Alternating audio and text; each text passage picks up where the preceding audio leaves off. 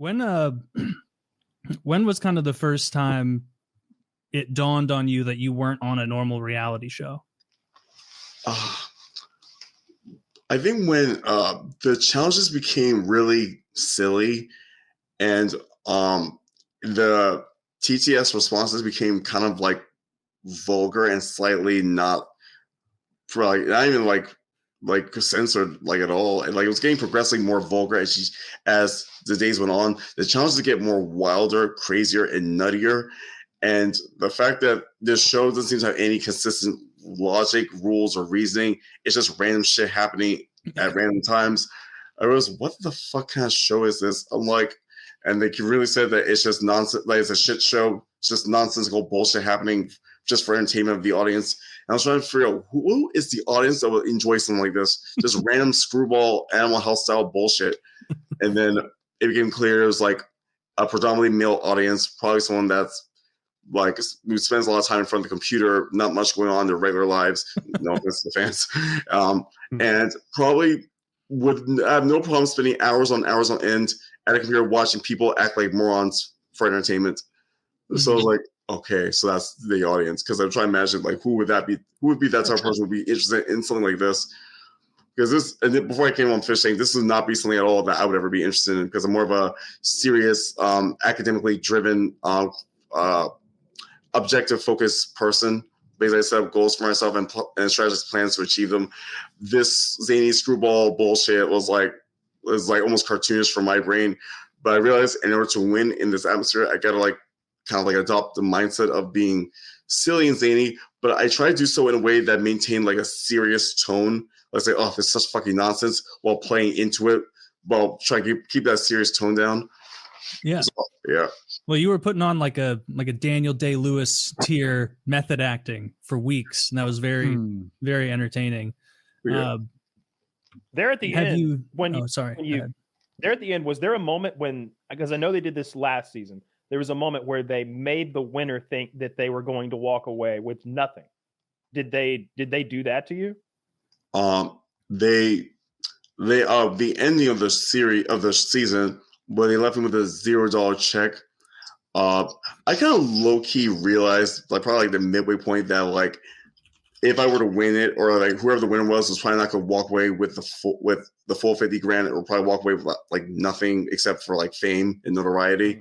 So I kind of like mentally prepared myself for that possibility, because I started noticing some trends of things that, for example, we had to bet with poker chips initially in the house, and then we just ended up throwing them all away, which didn't amount to anything. I assumed the fish bucks were also bullshit. So this is why I didn't really care if I spent like $2,000 of the fish bucks to be a prisoner in the yard. It's kind of like, I was like, I thought the fish buck had no value outside the house, and that we were just fighting for these fish bucks just because I was like, oh, look at these fools fighting for monopoly money, idiots. So I was like, so I didn't mind if I just like say, okay, here you go, let me just play a prisoner.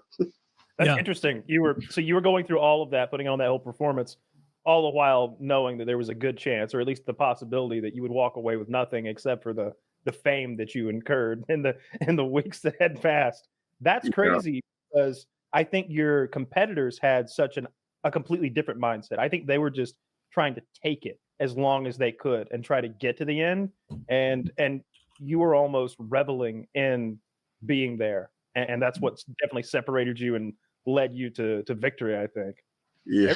Like Frank Castle, for example, is almost like a hazard on a golf course. Like he's there to be a stressor, and I felt like you also became a hazard to the contestants. Like I feel like you made them as uncomfortable at times as Frank Castle was, and that was to see too. Because I realized, like, it went in the contract that I didn't read very well before I got on the show. It was something called a last man standing type of thing. So I realized that, like, to be the most entertaining, I would have to be the one that's probably the most entertaining when they're alone with no one else around. Mm-hmm. So therefore, I'd assume that, like, the way, I assumed the way elimination was going to go, where, like, everyone would be eliminated and it's just two people left and the one person's left standing. I figured whoever was probably the most entertaining solo is the last man standing. So I try to, like, make myself entertaining even when there's no people around, or like when I'm just alone because I realized the audience was watching. So I gotta like show that I can handle my own without the need of other people to like vibe off of. So I try to work better. I try to work like my kind of my zaniness by myself, and also when I was with people, so that I could like be versatile in that sense. Mm-hmm. Yeah, and the production is always going to favor the contestants who drive the most engagement in TTS because that's where they're making the money. Yeah. And so someone like Burt is bringing in enormous amounts of money through TTS because people are having fun chatting with him, or even stuff like giving him clearly fake clues to try and just see like, all right, what's Burt going to do? Where does because you're clearly a hyper intelligent person. And so you make very rapid word associations. Yeah. And so you do that kind of performance really well, where they will give you just the seedling of a conspiracy, and then you can explode it out into like a real sounding one pretty rapidly. Yeah. The plushies. Yeah, the I wanted to ask about the plushies. There was a moment where you were led to believe that there was a prize or maybe a clue inside another contestant's plushie toys. Yeah. Now, before you went into her bedroom and started ripping them to shreds, did you really think that might be a clue in there, or were you like, fuck it, it's not against the rules? It was like, I was like, it's probably bullshit. There's probably nothing in that plushie, but clearly there's something that the TTS/audience wants me to do. So I was like, okay, just do it anyway. Either there's something in it and it could lead to something else, or there's nothing in it and just be entertainment for the audience. So it's just like a win-win that way. Yeah. What was the most actually upsetting emotional moment on the show for you? Like, was it Binks throwing the eggs, or is there something more than that? I'll probably say Binks throwing the eggs is number one, and probably number two would be the cell challenge after I like stayed up pretty much all night without any rest or any food or very little water, and just sitting in that noxious fumes. I think it was getting to me mentally to where that I actually felt visible. I was actually genuinely upset because I felt like initially during the cell challenge, I was trying my hard to entertain the audience, where everyone else was just lying around, sleepy, not doing much in the way of being interesting. I felt I was kind of like carrying that whole cell challenge thing alone, and it seems like it was not being appreciated by the other contestants. So when they started fucking with me in a way that it was just annoying and just hurtful, I just like say, fuck this. I'm trying my hardest to be entertaining engagement, like trying to make it more interesting to the audience and for more comfortable for the contestants. It's like not being appreciated. So I was like, I don't give a fuck. I'm just gonna like ride this out until the very end and just not do anything. Yeah. And that was great for the listeners.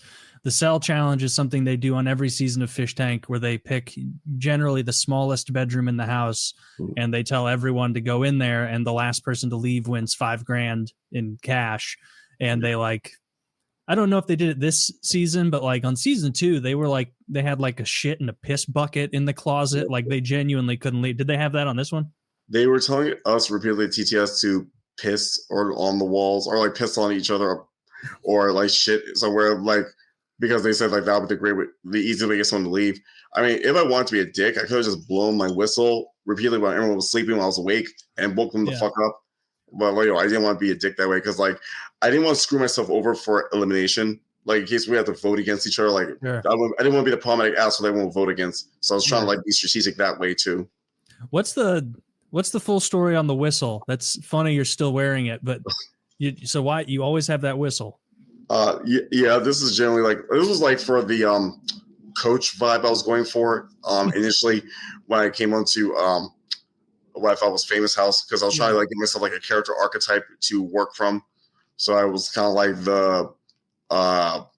the creepy, like homoerotic gym bro type of vibe I was trying to go for. But yeah, then I guess the character sort of change over time based on like the vibe of the environment and from the TTS and productions, like hinting about how I should behave and act. So it just felt like the original character archetype I had for myself kind of like changed over time.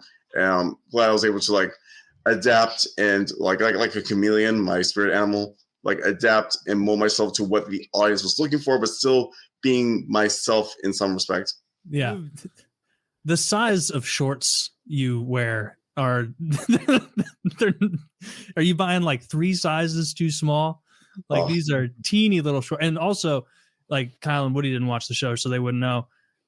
Burt brought skin tight pants on the show. He's an exhibitionist, as he says, and you brought like 15 pairs of the exact same pants, right? Yeah. This was because I was trying to establish the character archetype for when I came into the house. Like I was trying to give myself like an iconic, distinctive outfit so that people recognize, so that I become like a memorable thing. Because I realized, even before I got onto what I thought was like the last person standing thing, I realized that it had to be memorable by the audience so that it'd be like distinctive. So that therefore I made sure to wear like pretty much the same outfit repeatedly, or at least some variation of that outfit, but it would still have some of the iconic things like the whistle, the black shirt, gray pants or gray shorts, and the gray socks and black shoes. Yeah. And make sure I maintain the mustache, shaved bald head, like trying to give like an iconic look, similar to like how in animated media the characters wear the same outfits repeatedly and becomes like an iconic look for them. Yeah, and they clearly, production saw that you really enjoyed playing those characters. Of all the different Burts they gave you to play, whether it was Gold Burt or MAGA Burt, Dark Burt, like what was your favorite one? Prisoner Burt by far. Prisoner Burt? Yeah. What about Prisoner Burt appealed to you? I could be the creepy, intimidating, like almost like predatory type of character in the jailhouse, like a prison cell, and all the other prisoners like thought like, oh god, get away from this freak, he's so creepy and weird. So I had like fun tormenting prisoner number 3 playfully, Yeah, just how I like how he was just seemed so scared of me, wanted to get away from me, like feeling nervous. I just like make him squirm. It was just so much fun. Oh, you clearly had enjoyed making a lot of the guys squirm, especially the little Twinkie ones, where I don't know how much of a character you were playing. I think you really liked little Ted. Oh yeah, I mean, I do. I mean, I like the people that I was like fucking around with, but I was just like kind of like hamming it up a little bit for like to make it more memorable, similar to like Ray from Scary Movie, and also like Neil Patrick Harris character Barney Stinson from How I Met Your Mother, how they kind of like lean into hamming up the like almost predatory, like oversexed character. Yeah, I enjoyed Gold Burt.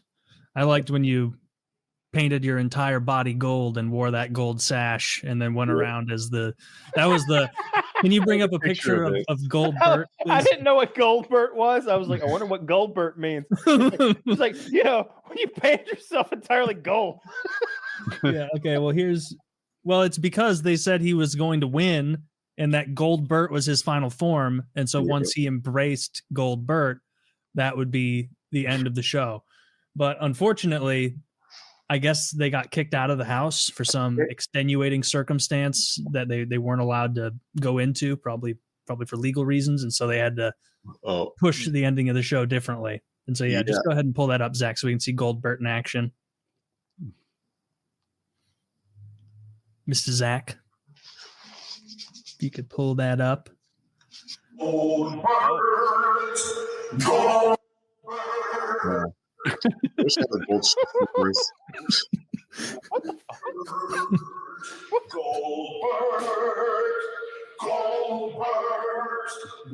Now, this is 2 weeks after you've stopped your antipsychotic medication. Yes. I'm going to tell you guys who are audio only, you just missed quite an athletic display. He was wearing a boa, I believe a cowboy hat and sunglasses, and he was armed and he was putting on he was showing off his combat skills. It was impressive. What was the audio there? That sort of theme song that was reminiscent of like an 80s cartoon show. That was like He-Man or She-Ra. You can type in for the TTS, you can pick between like 24 different voices. And so they probably picked like epic opera guy and typed in like Gold Burt over and over. Oh, that's cool. And so it was very, very fun.